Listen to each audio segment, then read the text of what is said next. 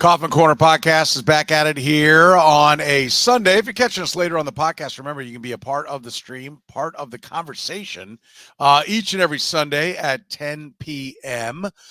We have you, as always, Rany Jazayerli, the good doctor, Dr. Rany Jazayerli, one of the co-founders of Baseball Prospectus, Soren Petro from Sports Radio 810 WHB, talking minor league recap, right? The World Series isn't over, but it's time to look to the future. How do the Royals do? Listen, it was a year that we didn't have a minor league minute that often. We didn't have to sit and, analyze everybody in the minors because the Royals actually play competitive baseball, but the minor leagues did continue. How impressive were they? We'll talk about it. Surprises, disappointments, our top 12 prospects. Each of us are going to give our top 12 and who can help the Royals in 2025.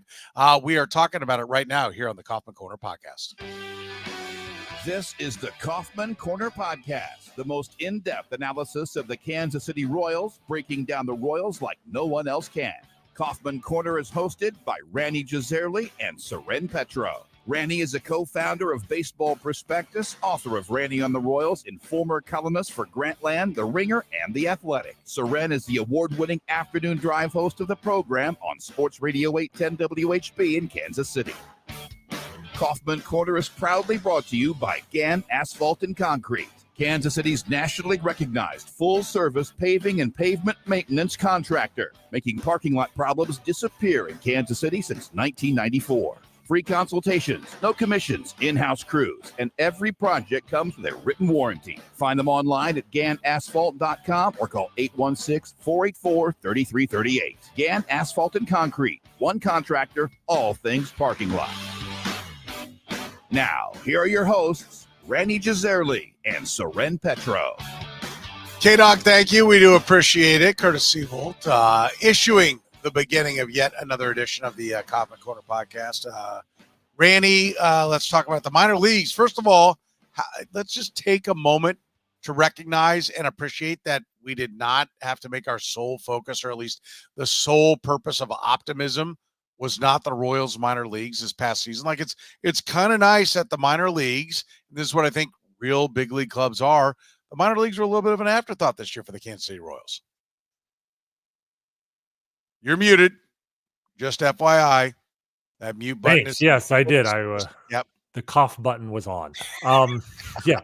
So I was going to say that, yes, it is good that we didn't have to focus on it. But the saddest part of what you just said was that we didn't make the minor leagues our sole focus of optimism, because you're referring to last year, and yet last year the minor leagues were a disaster, and yet for much of the summer it was still most of what we talked about, or certainly a good deal of what we talked about, because the major league season was even more of a disaster. So the fact that we didn't have to talk about it this year very much was a very good thing, and we have some catching up to do.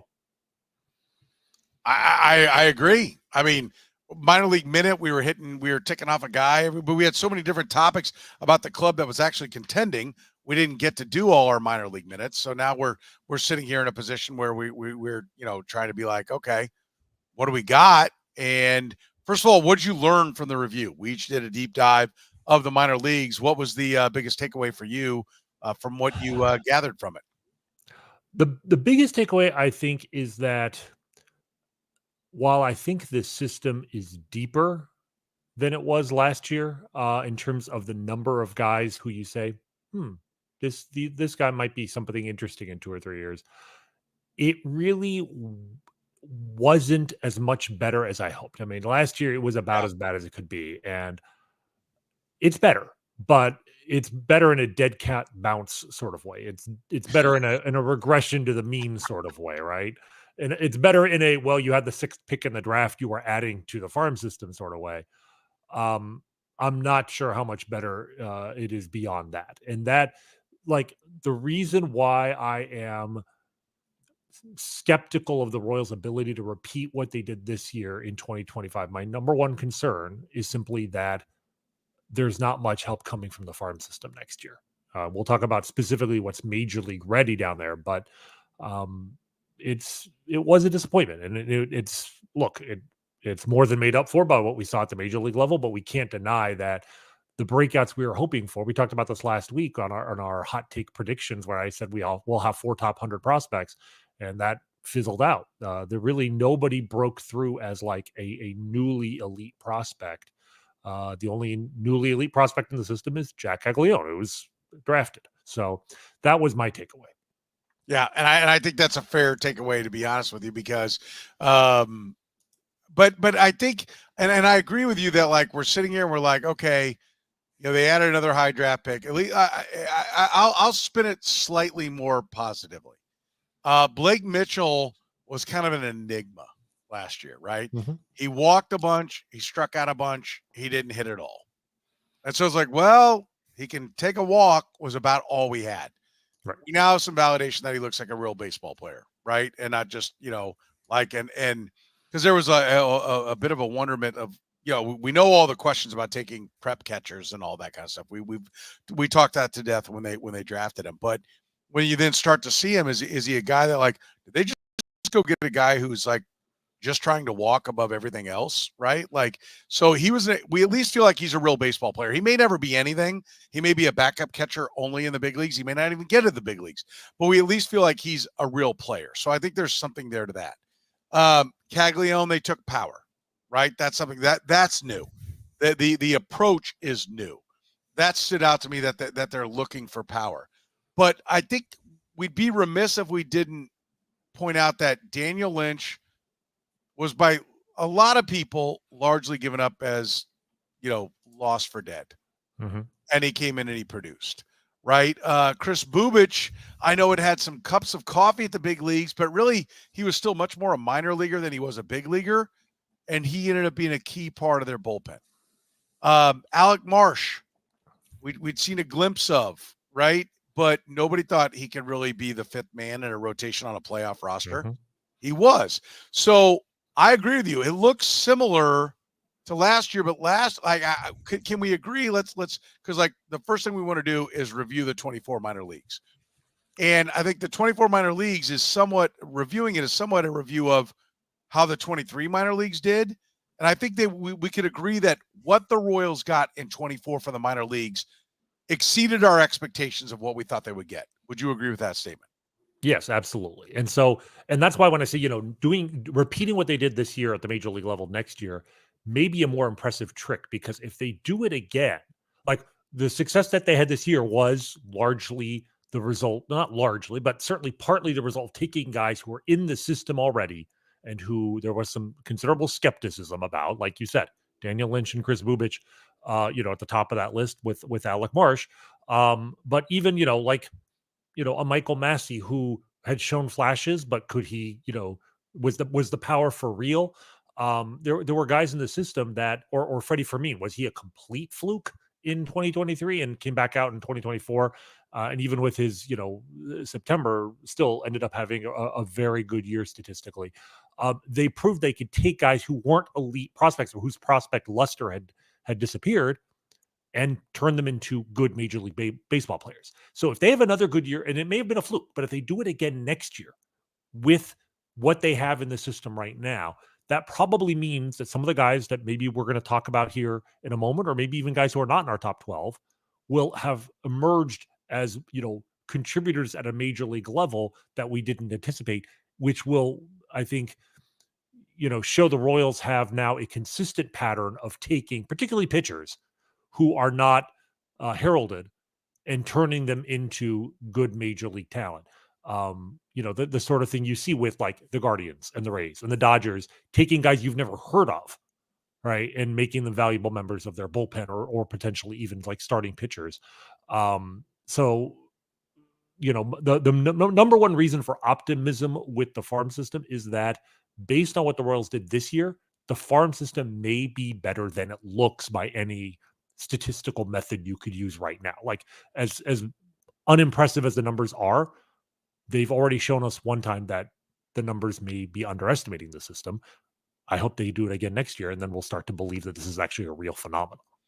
Yeah, I think that's fair. And so we saw the Royals get production at the big league level from their minor leagues. Did we see enough progression? I know we're going to dig deeper into the surprises and disappointments and those kind of things, but did we see real? Did Did you feel like overall, we'll get to the specific names in a minute, but overall the minor leagues progressed? So my feeling is when I say that it was somewhat disappointing, like I hoped for more of a jump in the farm system rankings. Like I think the Royals at midseason were the consensus was they were maybe around 25th out of 30 teams, and they're probably my guess is come March next year, the consensus will be around there. Like maybe not a bottom 5 farm system, but very close to that, which is an improvement from last year when they were 28 to 30 in the eyes of many people. I was hoping for more, but the reason for I don't think maybe with one or two exceptions, I don't think that anybody who was considered to be a top prospect last year had a disastrous season. It was more that just nobody really emerged, right? Blake Right. Mitchell, we can talk about. He had a good season, but I don't know that he necessarily improved his prospect standing overall. I think it was a push for him, which is not a bad thing because he was the best prospect in the system. He's a top 100 prospect without any data whatsoever. And coming out of high school, as a high school catcher coming from the riskiest cohort, the fact that he held his own is to his credit. But I feel like with the exception of him, there's not a lot of people I can point at and say, I was hoping this guy would become a prospect last year, and now I'm certain he's a prospect. That's the problem. They just didn't have anybody really emerge. There are still guys who, that could happen next year, but they've already lost. They've had one opportunity 1 year to break out, and that didn't happen. And every passing year reduces that possibility. One thing, maybe the farm system didn't progress, but you can always count on progress when it comes to GAN, asphalt, and concrete. Kansas City's best for more than 30 years when it comes to any problems with your parking lot. GAN Asphalt and Concrete, proudly serving the greater Kansas City area. Nationally recognized full-service paving and pavement maintenance contractor, making parking lot problems disappear in Kansas City since 1994. Get your seal coating done now before the weather turns cold. Weekends are booking up fast. With free consultations, no commissions, in-house crews, and every project comes with a written warranty, GAN Asphalt keeps your parking lot safer and helps you and your business avoid unnecessary delays and costly expenses. Find GAN online at ganasphalt.com or call 816-484-3338. GAN Asphalt and Concrete, one contractor, all things parking lot. Rany, usually when we talk about surprises, we talk about positives. Did you have anything that surprised you towards the positive side, or maybe even like, oh my God, I can't believe that there wasn't better progress here? I mean, we've got our disappointments to come, but surprises we generally use as a positive. Did you have a positive surprise out of the minor leagues this year that you're like, okay, that's pretty good? Well, like I said, that's sort of the problem with the system is that there weren't a ton of disappointments, but there weren't a ton of surprises. I mean, But was there any? well, I mean, what I would say is Blake Mitchell as a hitter specifically, Yes. his offensive profile, like I said, it was a pipe dream last year. I mean, we were trying to extrapolate based on 13 games in rookie ball, right, where he had 5 hits but 17 walks, and like trying to figure out what kind of ball player this was. Reading the tea leaves here, but now we have he had 111 games in the minor leagues this year. 80 walks. Like if you want to say something, his plate discipline, right? Like we thought he was patient. We had Daniel Mack on, the Royals director of their research and development team, and he had talked about how his swing decisions they liked a lot coming out of the draft. But it's one thing to say we liked what we saw against high school competition, even elite high school competition, and another thing to see it at the professional level. And 80 walks in 111 games is an excellent walk rate. So between him and Carter Jensen, who, we'll get to in a little bit, the optimism I have is that the Royals' best hitting prospects also seem to be patient hitting prospects. And that, we've talked about like our love for Kevin Seitzer and their frustration with the Royals still not drawing walks. And this was a problem, obviously, in the playoffs against the Yankees, who were the most patient team by walks drawn in baseball in like a decade, and how that was basically the story of why the Yankees beat them. My hope is that we are starting to see at the minor league level with 19 and 20-year-old players that the Royals are finally emphasizing plate discipline. So that might be my long-term reason for optimism and a bit of a surprise there. Can I give you, maybe we'll transition to the disappointment with this. I went back and looked on April 16th of 2023. So we're going back before or like early in the 23 season, right? Which, as we know, was a 56 win season. We listed our notable Royals pitchers in the minors, right? We talked about Jonathan Bolin, Alec Marsh, TJ Sikkema, Beck Way, Max Castillo, Jonathan Heasley, Jackson Coar, Colin Snyder, Josh Stomont, Josh Taylor, Asa Lacey, Ben Caderna, Frank Mazzucato, and Chandler Champlain. I thought we were talking about positive surprises. No, I'm saying we'll transition to disappointments. I want to say that like this is where we were looking for hope and help early in the basically preseason 2023. This was preseason, the minor league season in 2023, and of those names, Alec Marsh contributed in 2024. Bolin had one start in 2024. Jackson Coar was traded and blew out his elbow. I was going to say, what's kind of sad, two of the best pitchers on that list this year were not with the Royals. Colin Snyder and Josh Stomont. And Stomont was actually released by the Twins and was actually pitching well. And Colin Snyder had a good year after they left the organization. But you'd rather have those guys than half the guys on that list there. I mean, Sikkema and Beck Way, and there's a lot of disappointments. Caderna, we'll see if he's in our top 12. Yeah. Right. But Frank Mazzucato has been a big disappointment. I mean, that's my number one. When you get to disappointments, Frank Mazzucato. I mean, the numbers, like if you just look at his statistics, it's frustrating. He's not better, but he moved up to high A ball. He still doesn't throw enough strikes. The problem I have is everything I'm hearing is the velocity is not budget. Yeah. I'm starting to hear whispers of work ethic concerns. I don't know how much weight to put in that, but ultimately, if he doesn't start throwing harder, it doesn't matter, right? Like if his fastball is sitting in the high 80s, maybe 90, right? He touches 91. Like I'm not sure he's thrown a fastball 93 or 94 miles an hour in his career. I have not seen proof of that, and I just don't know that you can make it in the major leagues, even as a lefty. As a starting pitcher, not throwing more than 91 miles an hour. And so that I'm starting to become very concerned there. Well, and I think he's still young, but like how many years do you keep going? Like he's not young forever. So it's like, let's go bullpen and get moving. Right. Like that's the one thing is like, if you're not good at developing starters, then be good at developing relievers and then buy the starters, trade for the starters. Like you don't need 40 of them.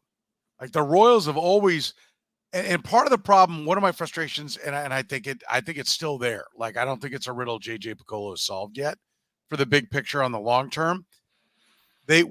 So many guys that look like they could have been badass relievers, and to a degree, we saw them with Daniel Lynch and with Asa Lacey, or not Asa Lacey, excuse me. Sorry, I'm looking at some of the comments about Asa Who and those kind of things.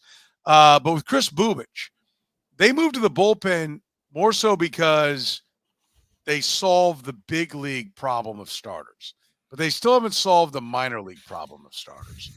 And I think one of the reasons why, if you can find the starting pitching, then you can bump the guys that aren't good enough back to being relievers. Like, I really feel like I wonder what Danny Duffy's career would have been if they had had more starting pitching and they could have bumped him to a reliever immediately. Right. And let him be the bad. Like, could he have been Andrew Miller? Could he have been a badass, 6-out weapon out of the bullpen and even more than he was? We know he had the one really good year as a starter and the rest was kind of up and down, and he had a really good stretch as a reliever, but his career was really an enigma. And what if he, and listen, I had conversations with him. I talked to him in the clubhouse. He was willing to embrace the reliever role. Like I remember him and Mike Swanson kind of joking around about, what if you'd been the closer? He'd been like, that was badass. And I remember he was wearing a Lakers jersey. I even remember what he was wearing because that comment stood out to me so much that I remember him in front of his locker. I remember Curtis was in there. Curtis Siebold, who works with me at 810, was in the locker, was in the clubhouse as well, and was standing there. I remember that moment like, wow. I mean, like, at least here, at least in front of some of us reporters and with the head of PR for the Royals, he was willing to embrace that, but they could never get there because they couldn't find enough starting pitching. Right. And everybody gets continued to be run out there as a starting pitcher. And so I will give you one of the surprises and positives, go back to Daniel Lynch and Chris Booth, which is that they moved off some guys and went ahead and let them be productive relievers. Now it's an offshoot of them being effective in free agency. But Alec Marsh, I will say, I do want to point out Alec Marsh secured one of the spots in the rotation for 75% of the season, 80% of the season. Mm-hmm. That's an accomplishment. Now, like, there's a little bit of like, yay, Johnny made a poo, you know, yay, look who's a big boy and sitting on the potty. Like, you're supposed to develop starting pitching. So I don't want to make too big a deal like they reinvented the wheel by getting him into the rotation, but that is by Alec Marsh being a productive member of the rotation allowed them to say Daniel Lynch go be a reliever. Exactly. And I didn't think he was going to be a good reliever, but he ended up being a badass reliever. In the regular he was season. very good. I mean, keep in mind, they didn't try that even at the minor league level with him until the end of August. Because right? they can't, because they're constantly looking for starters. Well, I think anybody with a pulse gets to keep starting. Right. Well, I think they didn't trust that what they had. I'm saying this season, halfway through, they knew they had 5 good starters, but I think they were still so concerned that they might need him in the rotation. It was only when you were getting to September and it's like, oh, we might need to start thinking about a playoff weapon. That's when they brought him up, put him in the bullpen, and he was lights out immediately. Right. Like, he didn't need that minor league apprenticeship in the bullpen. And then the irony is, of course, that they didn't use him in the playoffs. But the point is, yes, they never would have done that. It's clear from the fact that they waited as long as they did, even with one of the best rotations in franchise history, that they never would have done that had they needed him, had they needed a starter. So absolutely, the luxury of having a great rotation, it's not just that you have a great rotation, it's that you can try guys in roles that they might be, you can take a mediocre starter and make them a good reliever, or even a great reliever. Right. I mean, if the Royals hadn't had a decent rotation in 2014, they might have stuck with Wade Davis for another year in the rotation, right? Instead of moving him to the bullpen. So absolutely, there are knock-on effects to having a good rotation. My specific concern with Frank Mazzucato right now is if he doesn't develop velocity, it doesn't matter where he is. I don't know if he can be an effective weapon even in the bullpen unless he picks up velocity. He's still young enough, but and the thing is, we know it is possible now. It's not just a matter of, just wait for his body to develop, right? When a guy's drafted that young, they always talk about, he'll fill out, the velocity will come. And it used to be that was the only way a guy would gain velocity, just naturally. Now there are ways to do so. Doesn't work for everybody, but it works for a lot of guys. He needs to be one of those guys that picks up velocity, or that's going to be a busted draft pick. Yeah, for sure. So he's the biggest disappointment, and surprises. So you anyone else you want to nominate for disappointment or surprise? I mean, in a surprise in a good way. Yeah. Is I would say Steven Zobak, and we'll probably get to him on the list. Yes. I bring him up last year. You could argue that the surprise in a good way was Mason Barnett, right? And in fact, you had him as the number 1 prospect in the system coming, I think, into this season. No, I have Blake Walters. Oh, it was last year, actually. I think you had him as your number 1 pick two years ago, which was 2 years ago. A reflection of how bad the system was. But you know what? I mean, and maybe it wasn't the best prospect in the system, but he turned out to be a pretty darn good prospect. And if anybody that the Royals traded this, during this successful playoff push, comes back to haunt them, it's probably going to be him. I mean, I like the trade. I have zero regrets about trading for Lucas Erceg, but like Blake, they got him because of Mason Barnett emerging as a very good prospect. I feel like Zobak is sort of cut from the same cloth, and a mid-round guy, 4th round draft pick. Mason, I think, was a 3rd round from college, who didn't necessarily have elite stuff, but had good stuff and very good command. And again, there is a blueprint now for so many teams drafting, especially you see it a lot from like large college programs, polished starting pitchers at the college level who know how to pitch. They have good command. They have multiple pitches. I mean, Alec Marsh sort of fits this profile in a way. The thing about Alec Marsh, and the reason why I think his emergence is particularly a feather in the cap for the Royals development system, is that he's sucked in the minor leagues. I mean, we talk about this constantly. Like in the minor leagues, everyone talk about, yeah, he's got really good stuff. His velocity's up from college, and he had like a 5.70 ERA in the minor leagues, but the stuff won out ultimately, right? And Zobak, I think, is a guy whose stuff, like Mason Bart, ticked up after he, was drafted and signed and started pitching professionally. The command has always been there, and and I know that there was interest in him at the trade deadline from other teams. What I don't know is whether teams wanted him more than Barnett and the Royals compromised by giving up Barnett instead of him, or whether teams preferred Barnett and they had to give up Barnett to get Ursic. I can't speak to that, but I do know that Zobak is attracting interest from other teams. And so if you talk about a guy who could contribute as soon as next year, maybe in the bullpen, but a guy who I think has emerged as a guy who could be an impact pitcher at the major level, it's that guy. Let me just say real quick, I'm looking at my list here. Okay. Our list, you want to hear our list from October of 23? Okay, so this is the end of, so 1 year ago. Okay, this yes. Is a year ago. Yeah, you've got the list. 23. So I'm going to cringe, I'm sure, at least 3 or 4 times with this list, but yes, go ahead. Okay. What do you want to go, 12 to 1 or 1 to 12? No, go 1 to 12. Should we just worry about like what, the top 5? Yes, I don't know. I mean, I just scrolled down and found it. I should have looked this up earlier. I wanted to look this up earlier, and then I forgot doing Chief stuff, and I had to do a couple of hits in other towns tonight, and so I got sidetracked. But here we go. Number 1, Rany, Blake Mitchell. Okay. Me, Mason Barnett. You are right. It was okay. It was Mason Barnett. You are correct. I was like, I totally had erased that from my memory, by the way. 2 for you, Nick Lofton. 2 for me, Blake Walters. 3 for you, Frank Mazzucato. 3 for me, Frank Mazzucato. 4 for you, Caden Wallace. 4 for me, Blake Mitchell. 5 for you, Ben Kudrna. 5 for me, Gavin Cross.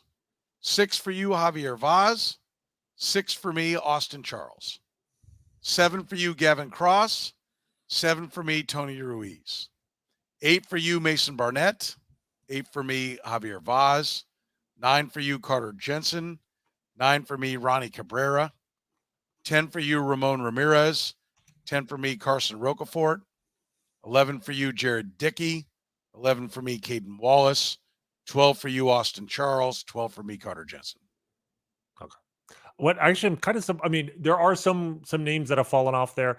I'm actually kind of surprised, having heard that now, that there's a fair amount of overlap for me with last year's list and this year's list. Guys who I thought when I was putting together this list now emerged this year, but actually that's how weak the farm system was last year.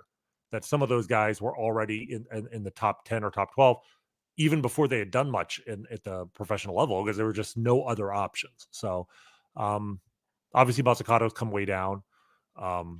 I completely forgot Tony Ruiz existed, but you're not going to hit on most of these, especially when the farm system is as weak as it was last year.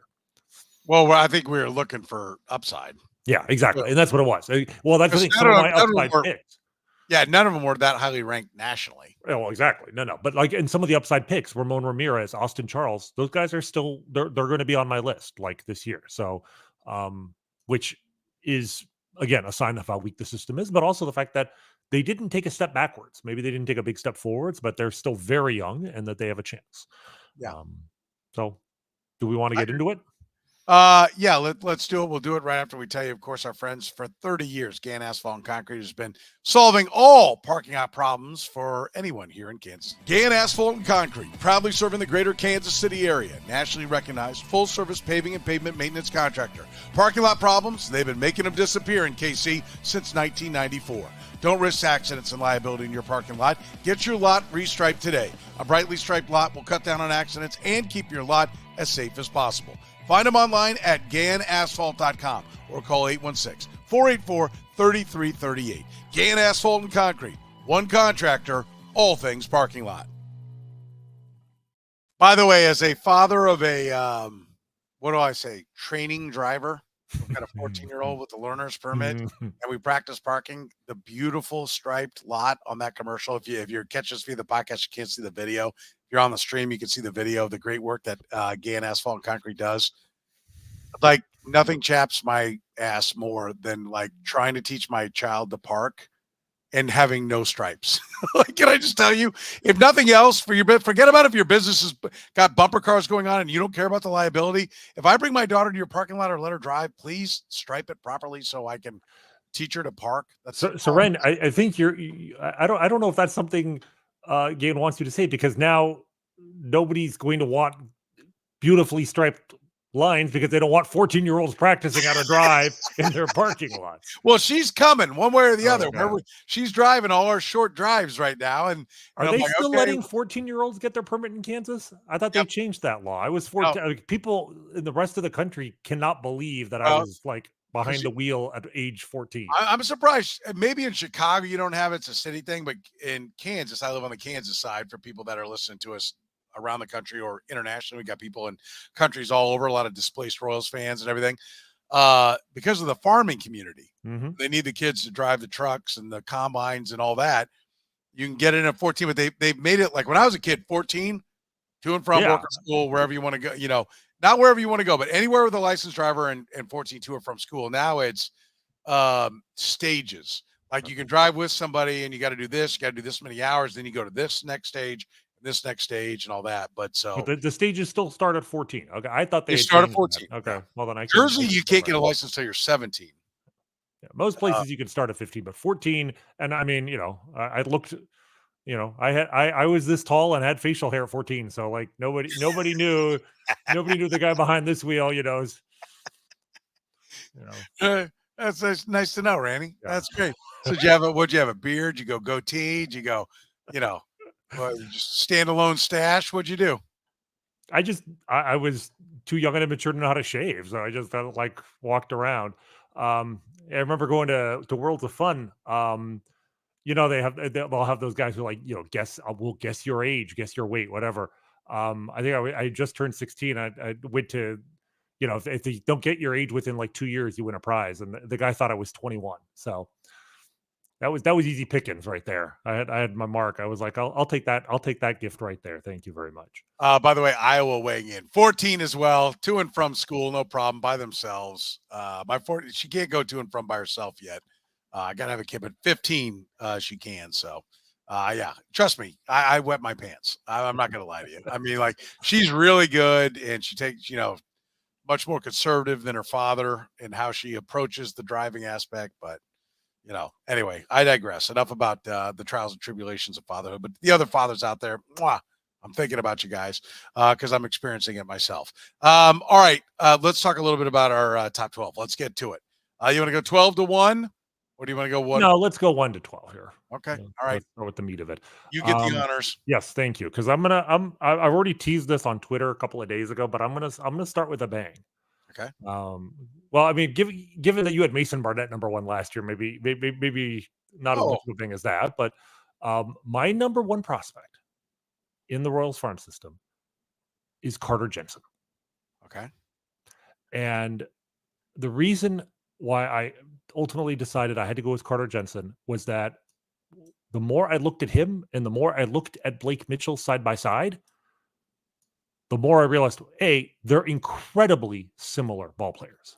Like the profile of these two guys is almost eerily. Wait, Jensen and who? Blake Mitchell? Yeah, it's left-handed hitting catchers with pop, with excellent plate discipline, and even some speed, although that might dissipate with age. But I mean, literally, I believe the only catchers in professional baseball, or certainly the minor leagues this year, who had 18 home runs and I think 15 stolen bases and 50 walks. There were only 2 in all of professional baseball: Carter Jensen and Blake Mitchell. Right, both drafted by the organization. Carter Jensen is, started the year in high A ball, finished in double A. Blake Mitchell started in low A ball, got to high A by the end of the year. Carter had a slightly higher batting average at 259. Blake Mitchell had a slightly higher OBP at 368. but Carter had the higher slug at 450, over 450 to 424. But like they were very close. Now, Carter was drafted 2 years before Blake, but because he was extremely young for his age, for his draft, and Blake Mitchell was old for his draft, they're only 13 months apart in age. All right, Carter is basically 1 year older than Blake. He's a level ahead. His performance offensively they're very similar, but a little bit better. I give the edge to Carter, particularly since when he got to Double A, his numbers did not fall off at all. Blake only had like a week in high A ball, but he didn't hit there at all. It was 1 week. I'm not too concerned, but like that Double A bump really gets a lot of guys. And Carter, who had just turned 21 when he got to Double A, he had a 780 OPS in Double A this year. But to me, the tiebreaker is, and this is why I said when we were talking about surprises, I said Blake Mitchell's offense. Like I am fairly confident Blake Mitchell will be an elite. I don't say elite. He will be a good major league hitter. My concern with Blake Mitchell is I'm not sure he will be a good major league catcher. Okay. I don't know about framing to me is why are you watching the video of these guys defensively? God bless you if you are. No, I'm not. I don't have any confidence in framing. Not just we don't have data, and and their reputations ever since we were told that MJ Melendez was a really good defensive catcher all the way up to Double A, and then we saw him at the major league level, and we saw the numbers, and we're like, no, this is not going to work at all. I'm a little skeptical about anything I hear about a guy's framing ability, so I'm going to put that aside. It's possible Blake is elite at framing pitches. I also think, though, that we are heading into an era, probably early in these guys' careers, where framing will become much less important because we're going to see automated strike zones, or at least a ball strike challenge system at the major league level, which will make the ability or inability of catchers to take borderline pitches and make them look like strikes less important than it is today. The one thing that will, and teams I think are already sort of preparing for this era because they are re-emphasizing throwing arms. And it's only one season, and it's not dispositive data by any means. But this year, Blake Mitchell threw out 14% of guys who tried to steal on him. He gave up 113 stolen bases in just 63 games behind the plate. Now, the minor leagues guys are running all the time. Certain leagues have different rules about how many times you can throw over to first base, or they're experimenting. So like the number of steals he gave up, almost 2 a game, is not that concerning to me because everybody's trying to run at the minor league level. They're learning which guys can do it, which guys can't. But throwing out 14% of attempted stolen bases, not a great start to his career behind the plate. Carter Jensen, on the other hand, threw out 26%. And he was at 24% last year and 30% in his first pro season. We're at the same level that Blake Mitchell was this year. So he has consistently been right around the 30% line. Carter Jensen, to me, I think, and I'm not even poo-pooing Blake Mitchell. I'm just saying that, like, if Blake Mitchell is a top 100 prospect, and I think he is, you will not see Carter Jensen on any top 100 lists. I'm almost certain of that. And I think he is an extremely underrated prospect. I think he's, like I said, he's just 21 years old. He doesn't turn 22 until July of next year. He could potentially be ready for the major leagues by the end of next season. And while it's a very risky skill set still, because patience, power, defense behind the plate, it's hard all that to come together. I mean, we're talking about a Darryl Porter starter kit here, right? We're talking about the skills to be a really, really good catcher, both offensively and defensively. And for that reason, he's my number one prospect. All right. My number one prospect is Jack Caglione, and I'm just going with raw power and pure upside, and he hadn't failed yet. I mean, I'm not going to take a lot of time behind it, but he had the biggest power bat in his draft class, and he hasn't failed. And, oftentimes that's how these prospect lists are stacked. Who hasn't failed yet? It's generally speaking your most recent draft pick. Like oftentimes they're towards the top. Gavin Cross was up there when he was there. And so I don't love making this pick, but I think it's warranted because I think he is, the upside is the biggest. So I'm just it's a cop out to a degree, but I'm going to take the biggest upside because I think the Royals need upside. And so I will take the big bat of Jack Caglione. That's it. It's not a There's cop out no at big all. explanation behind it. Yeah, no, he's number 2 for me. Like, I Yep. mean, like, he hasn't failed. He hasn't succeeded yet either. Like, I Right. don't want to. I hate. Like, to me, it's almost like when you put a guy who just got drafted as an organization's number 1 prospect, it's an indictment of the organization as much as a praise of the player. Unless it's like the number 1 pick in the draft, right? Like, I want to see a little bit more from him. So, and I decided to be bold and just I just want to give Carter Jensen some flowers because I just don't feel like people really are on him, right? So he's number 2 for me. All right, number 2 for me is Blake Mitchell because, again, the upside. Carter Jensen to me is you mentioned good. First of all, I want a guy who can hit, and to me, I think the hit tool is going to be the biggest part of the equation if you're going to actually be a prospect. And so catchers like Freddie Fermin's a defense catcher. Right, you can find those guys. They found Freddie Fermin. He wasn't a prospect anywhere along the way. And so to me, if you're going to be elite, you need to be elite with the bat and a year younger, same amount of home runs. I think the upside on Blake Mitchell is higher just because he's a year younger. No other reason than a year from now, let's see where he's at. A year from now, he could have 31 home runs. We're going to be like, oh my God, this guy's great. I agree with what you're saying defensively, but I'm also with you on the defense doesn't matter as much. And so I'm on Blake Mitchell as my number 2. And he's my number 3. Like, and I don't think he did anything wrong. I'm a little concerned about the throwing thing, but it's early. It's probably way too early to be thinking about moving him. But I can see a scenario like I am confident enough in his bat that even if he has to move to right field, that to me would not make him a non-prospect by any means. I think if his bat develops, he could be a middle of the order threat, even in right field. So for now, I think the Royals stick with the plan. They're both at different levels. A year from now, they may have a decision to make, though. Like, I just don't want to be in the same situation they were with MJ, where it's like you've got if they're both catchers a year from now and they're both good prospects, then you have to make a decision. Which one do you want to to commit to, and do you then get transactional with the other one? There's no room for both of them in the long run. No, and they cannot be sending a guy to the outfield. No more catchers. If you draft a guy as a catcher and you play him at catcher, he better make it to the big leagues as a catcher or be traded to somebody else. Right. Like, that crap has to stop. I mean, it's ridiculous because there's no reason. The MJ Melendez thing to this point is not a success. I want to be crystal clear about that because they have now 2 guys who catch above him, and he's not good enough to play left field offensively. So, yes, I agree. Like, one thing we can say is if 2 of our top 3 that I give my third is Carter Jensen. Okay. So we just have an opposite. So we have the same 3 in different orders at the top Exactly. 3. But you cannot just be stockpiling minor league catchers. There's no value in having the best minor league catching platoon, right? Or catching crew. The most important part is to have a big league team that's really good. So start moving some of these catchers, and I would love to see it happen this offseason. All right, number 4. Number 4 for me is Ben Caderna. Okay. He got to double A at age 21.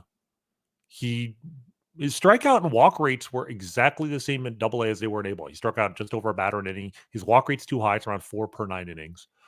He gave up more home runs in double A, but it was a small sample size. Overall, 119 strikeouts on 115 innings. Again, just 21. Since the Royals won the World Series, only 2 other pitchers have even made a single start at double A at age 21. One of them was Angel Serpa. And in retrospect, we were sleeping on him a little bit the whole way.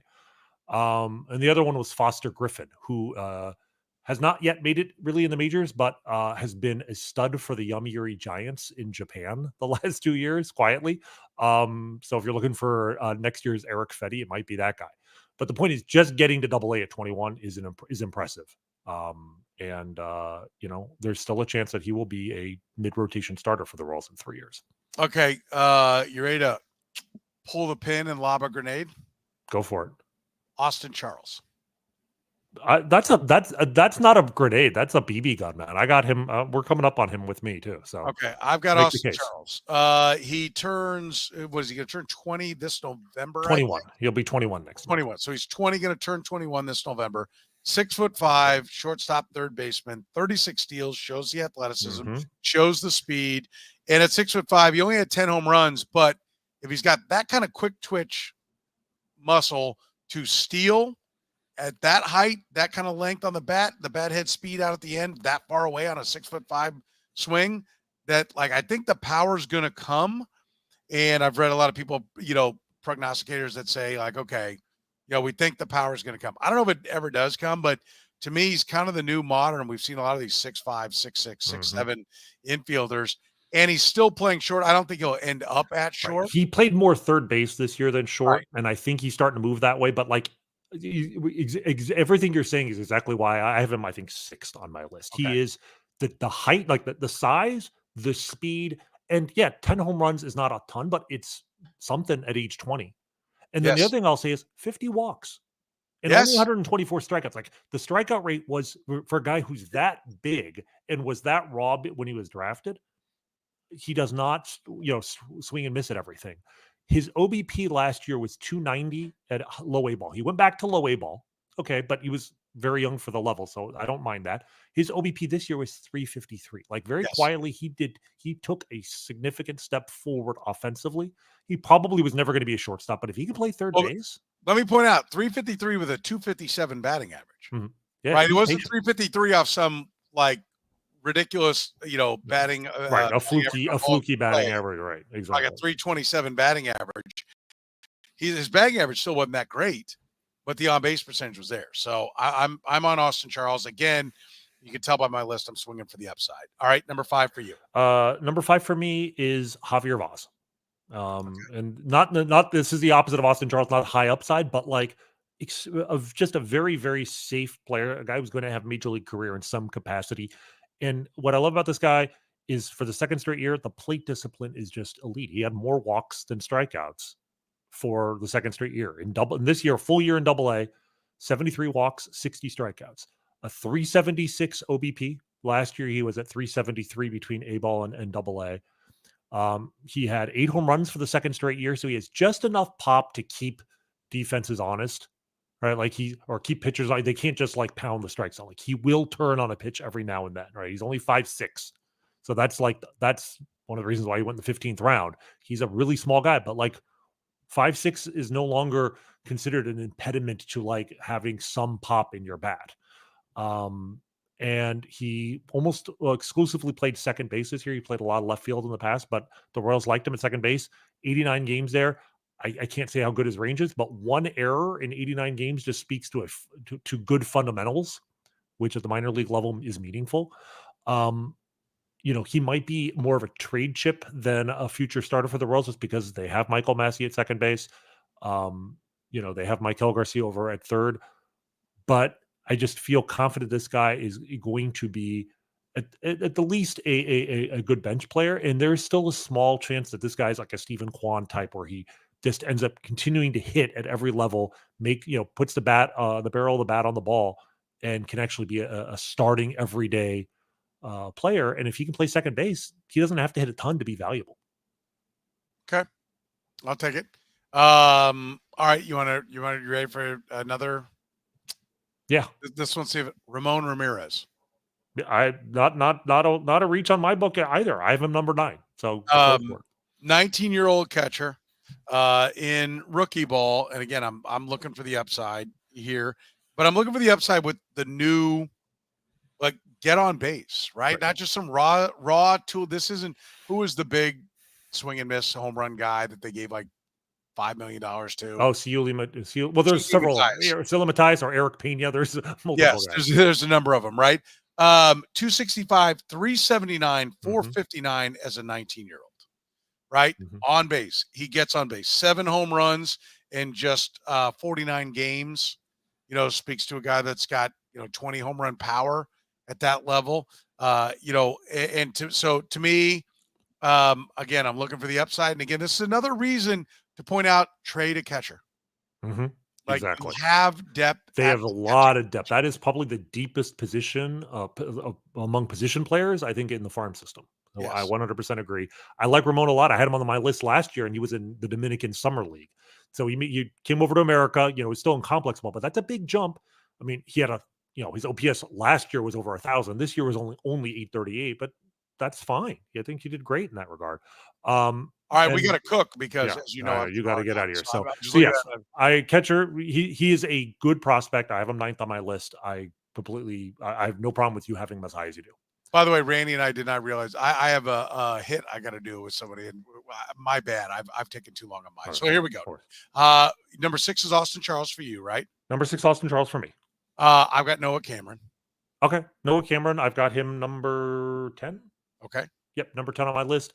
We can just very quickly. He's a left-handed pitcher who made it to AAA. He might be the closest guy on our list to the major leagues. 149 Ks on 129 innings. Like him a lot. The concern, I'm not sure how good the stuff is. He's a very polished left-handed pitcher, but I'm not sure he can make it. As he's not. I don't think he has upside, but like a number 4 starter, yeah, maybe. Okay, you're number 7. Number 7 is Steven Zobak, who we talked about earlier. Who I just think he has higher upside than Cameron. Cameron's probably safer, but Zobak being a right-hander throws harder. I think he has a better chance to be a good starting pitcher as opposed to a reliever in Cameron's case. Okay, I go Ben Kudrna, who we've already talked about, at number 7 for mine. Number 8 for you?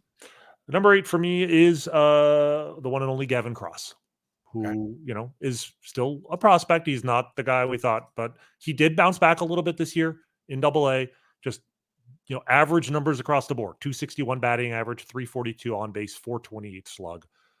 30 steals in 32 attempts, good arm in right field. Like he's a very good player in AA, right? The question is he just going to be a 4th outfielder in the major leagues? A good chance that's all he is, but there is still a glimmer of hope he could be a starting outfielder in the majors. There's no reason other than like he can't have been this hyped and just be this much. I'm going to go Blake Walters, right? I'm going to put him in here. I talked to the people in the organization. They loved his stuff. It did not translate last year. I'm going to hope that the organization can refine it. But Blake Walters, I'm telling you, I cannot express how much they gushed over him at spring training last year. I'm going to assume that there's more talent there and that it's not. And he only threw, I think, 55 innings. He wasn't terrible. It was just he wasn't great. And then they shut him down, right? Which is scary. But anyway, I'm going to go Blake Walters there. Okay. All right, number 9. Number 9 for me is Ramon Ramirez. Okay. So we've covered that. And then number 9 for me is Gavin Cross. Okay. Nice. I had Noah Cameron number 10. Noah Cameron number 10. All right, hang on. I'm writing this down as we go. Number 10 for me is Steven Zobak. Okay. So I think we basically have the same 10 guys. I think we've mentioned, or I think we're pretty close. Yeah, I think we might have all 10. Have you gotten all my guys? Yeah. Did you have Javier Vaz in your top 10? Oh, that's the only difference. You don't have Javier Vaz, and I don't have Blake Walters. But really, 9 out of our 10 agree. All right, number 11. Now I'm punting because my number 11 is David Shields, who was the 2nd-round pick out of high school, who has yet to play a professional inning, but is very sort of polished left-hander. Was only 17 and also has good velocity. The hope is that he's basically Frank Mazzucato, what Frank Mazzucato is supposed to be, but with command. That would be the hope. Well, I've got Javier Vaz. Okay. Hoping that he can get on base and be an on-base guy for the Royals. So he's my number 11. Okay. And I'll just finish mine out. I've got David Shields as 12. Okay. The upside there because of how young he is. I've got Shields at 12. Okay. And then my number 12 is Spencer Nivens, who was the Royals' 5th-round pick last year. I'm going to read you something very quickly. Home runs hit by Nivens month by month this year in high A ball. 0 in April in only 7 games. 1 in May. 2 in June. 3 in July. 13 in August. 2 guys in America hit a dozen home runs or more in August this year. One was Aaron Judge, who hit 12. Spencer Nivens hit 13. His slugging average by month, 211, 214, 321, 434, 806. So his overall numbers for the year, he slugged 489 in high A ball.